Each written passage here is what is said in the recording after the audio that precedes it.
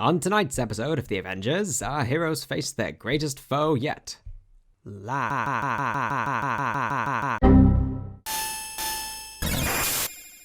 You can't really blame somebody for being sick of superheroes.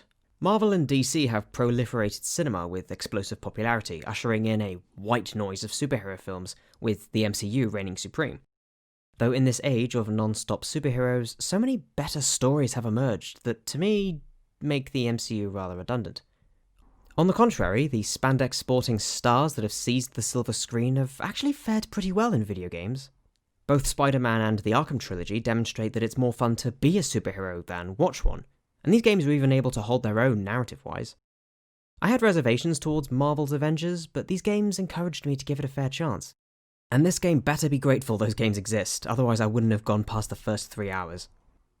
The plot begins with the Avengers unveiling a new helicarrier base powered by a crystal called Totally Stable Definitely Won't Backfire, Nothing Could Possibly Go Wrong, Ian.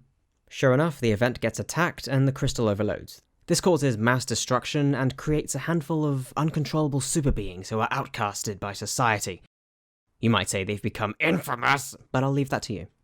The Avengers are blamed for this and disband. 5 years later, the Avengers gradually regroup to take on the true enemies. MODOK and Monica Rapach... Really? Rapach... Is that... But seriously, they're really, really bad guys. Their evil knows no limits as they enslave the new super beings and make icons appear during cutscenes. Wait, that wasn't them? Oh. When I say the Avengers, I mean the 5 most popular ones and Kamala Khan, one of the new super beings and effectively the game's main protagonist. Including Kamala is interesting as she's unique for not being a mainstream Avenger and the only one in the cast that Disney have not made a movie for. And probably never will. Disney are, certainly clear on their diversity stances. Both the setup and the story are surprisingly decent. It certainly unfolds predictably, but I appreciated that it let the drama actually play out rather than just quip it away.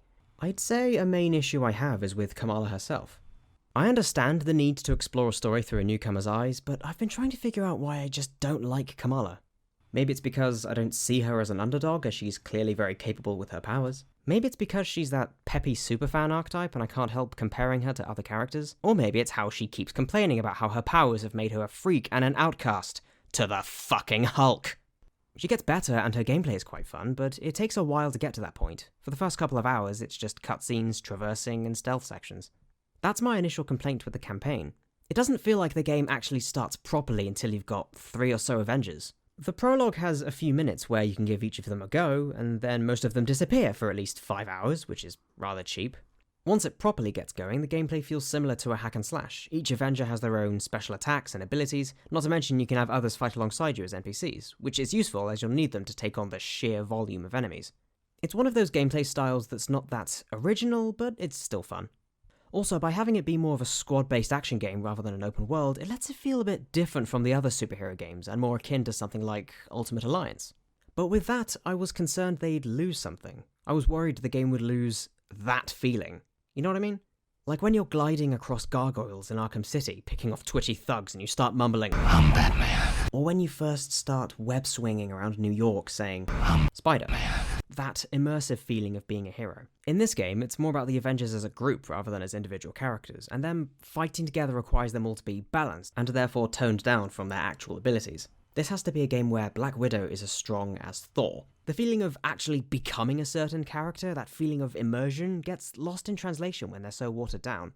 That was the case for the first few hours, but everything in the game picks up as soon as you unlock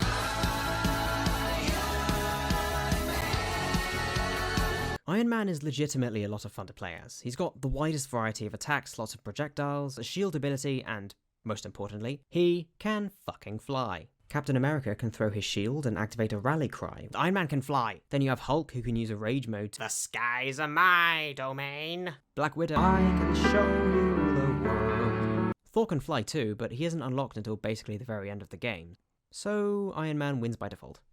While that causes some of the Avengers to overpower one another, they're surprisingly capable on their own, personality-wise. The standout for me is Troy Baker as Bruce Banner. Since he's constantly swapping between 2 personalities, he always appears disoriented and can barely say his next sentence.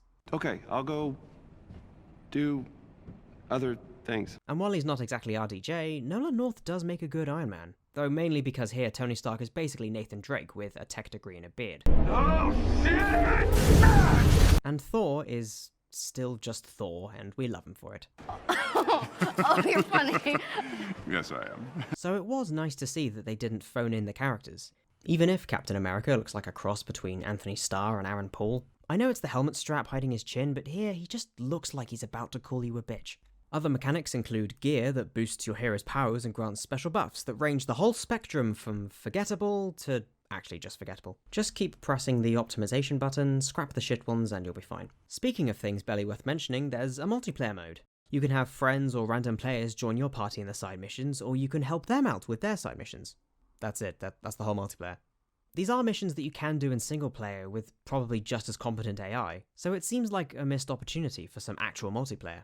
Here's my suggestion: Horde mode. This game seemed ideal for it. Hold off as long as you can with all your pals. What, just cause COD does it, you think you're all too good for it? Then again, I question if the game could handle any more additions because, and I believe I was rather subtle in implying this, the game is glitchy and laggy. The cutscene issues are forgivable because they're cutscenes, but in gameplay it gets annoying. A noteworthy example is when Iron Man uses his super move to summon the Hulkbuster armor, but he has to kneel for 5 seconds first.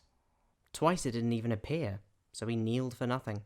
The only person I feel embarrassed for more than him is whoever designed the pause menu. When you press the pause button while paused, it's supposed to unpause, not bring up settings. Whoever made that decision should be fired, or burned alive, somewhere in the middle. To conclude, it's miles from a perfect game, but the gameplay is actually pretty fun and the story does have its moments. As someone who went into the game wanting to hate it, I had more fun with Iron Man and the plebs than I thought I would. So if you're not a fan, you probably don't need it, but just know that it's pretty good in some places. And if you are a fan, or indeed an avid MCU watcher, then my recommendation is watch My Hero Academia. Thanks for watching. Special thanks to Tom for helping edit the script. This time I want to ask you, do you think the superhero genre should die down, or do you think it just needs some fresh ideas to keep it going? Let me know what you think, either in the comments or on our social media pages. Links in the description.